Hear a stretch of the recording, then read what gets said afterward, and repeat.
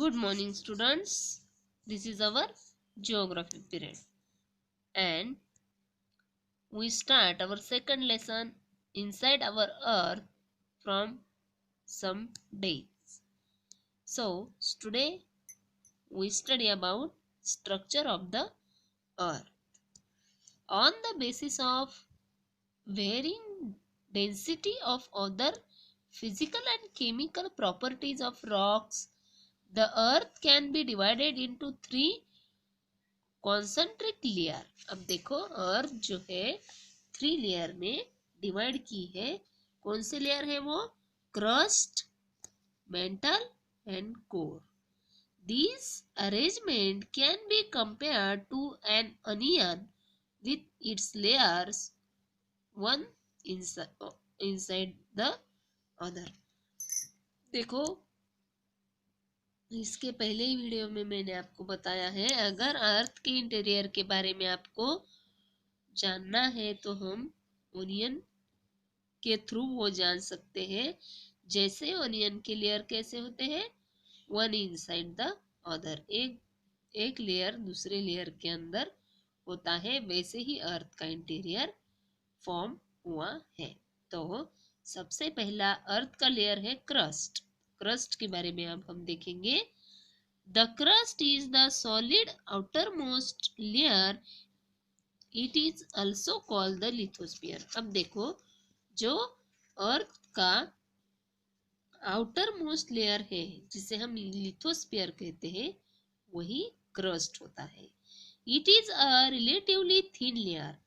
The upper part of the crust is called continental crust, about 35 km thick. The lower part is called oceanic crust, about 5 km thick. अब देखो अर्थ का जो ऊपर का जो layer होता है उसे कॉन्टिनेंटल क्रस्ट कहा जाता है, जो कि 35 किलोमीटर तक थिक होता है. और जो लोअर पार्ट होता है, मतलब उसके आगे का जो पार्ट होता है, कॉन्टिनेंटल क्रस्ट के आगे के पार्ट को क्या कहा जाता है? ओशियनिक क्रस्ट कहा जाता है, और वो 5 किलोमीटर थिक होता है.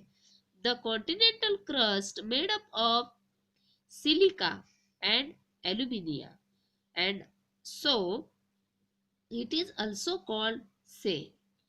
अब देखो किस चीजों से बनता है कॉन्टिनेंटल क्रस्ट? सिलिका और एल्यूमिनिया.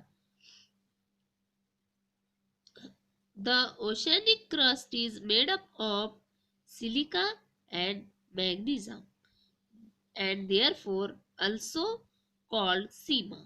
अब देखो सीमा और सेल किसे कहा जाता है? कॉन्टिनेंटल क्रस्ट को सेल कहा जाता है और ओशियनिक क्रस्ट को सीमा कहा जाता है. The average density of the crust is about 3.0 gram per cubic centimeter. The outer crust has soil. It also provides us with most of the mineral. अब देखो जो कॉन्टिनेंटल क्रस्ट होता है वो हमें उस लेयर पे सॉइल होती है, और सॉइल क्या प्रोवाइड करती है? मिनरल्स प्रोवाइड करती है. उसके आगे देखेंगे mantle. Just beneath the crust is a 2900 kilometre thick layer that is called mantle. अब देखो क्रस्ट के बाद का जो लेयर आता है उसे मेंटल कहा जाता है, और 2900 किलोमीटर वो थिक होता है. ये सब पॉइंट आपको नोट आउट करने हैं students. It lies between the crust and the core. ये कहाँ से कहाँ तक होता है? क्रस्ट से कोर तक ये होता है, ये लेयर होता है जिसे हम मेंटल कहते हैं. It is made up of dense and heavy materials such as iron and magnesium. अब देखो ये किससे बना हुआ होता है? हेवी मटेरियल से बना हुआ होता है, और मोस्टली आयरन और मैग्नीशियम से ये बना होता है. The average density ranges between 3.5 gram to 5.0 gram per cubic centimeter. The temperature in the mantle is very high.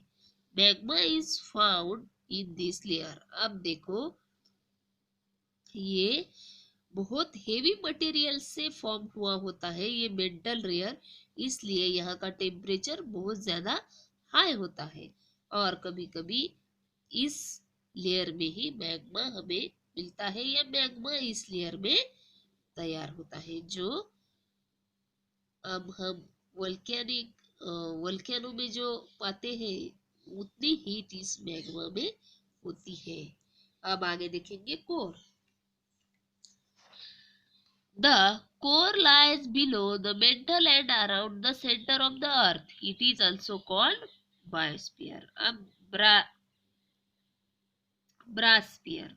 अब देखो जो कोर होता है कहाँ से कहाँ तक होता है, मेंटल से अर्थ के सेंटर तक वो अराउंड होता है।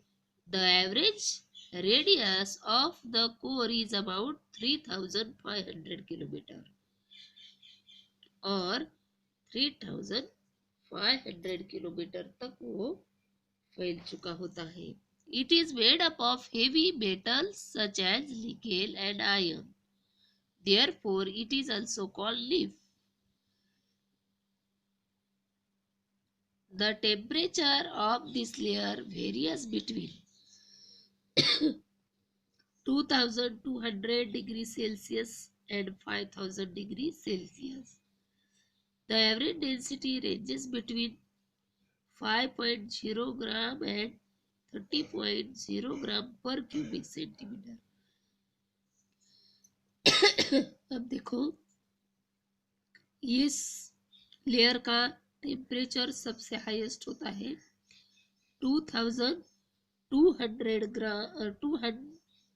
डिग्री तक, डिग्री से 5000 डिग्री सेल्सियस तक उसका टेम्परेचर होता है। अब देखेंगे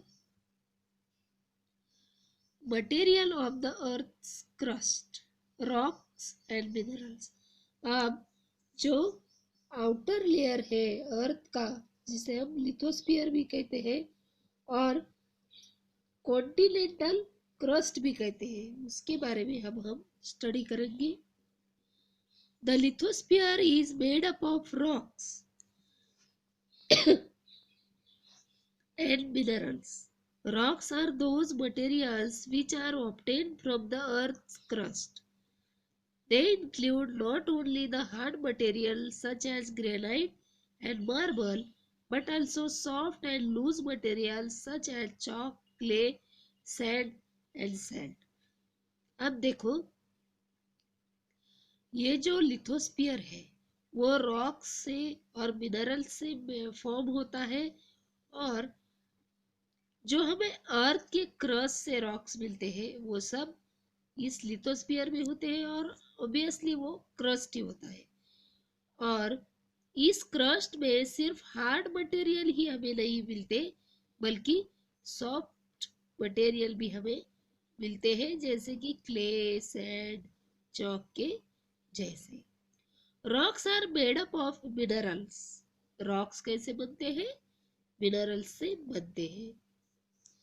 They do not possess a definite chemical composition. Minerals are naturally occurring substances present in rocks. अब देखो जो हमें जो मिनरल्स मिलते हैं उनका डेफिनेट केमिकल कंपोजिशन नहीं होता और वो जो मिनरल्स होते हैं वो नेचुरली फॉर्म हुए हैं और जो एज इट इज मिलते हैं। These are solid substances which have a definite chemical composition. A rock in which a particular mineral is found in a large percentage is called the ore of that mineral. Mining is mostly done in those areas where ores occur. अब देखो ओर किसे कहते हैं? A large amount of mineral जहां से मिलता है उस एरिया को ओर कहते हैं। और इसी ओर को जब हम डग करते हैं तो वो क्या बनती है, माइन बनती है, जिसे हम माइनिंग कह सकते हैं। Okay, so students, you should make notes about crust, mantle and course. आपको नोट्स बनाने हैं। नोट्स बनाने हैं मतलब क्या करना है, इम्पोर्टेंट पॉइंट जो होते हैं ये लिखने हैं अपने नोटबुक में। Okay, this is your HW. That is all about today's period.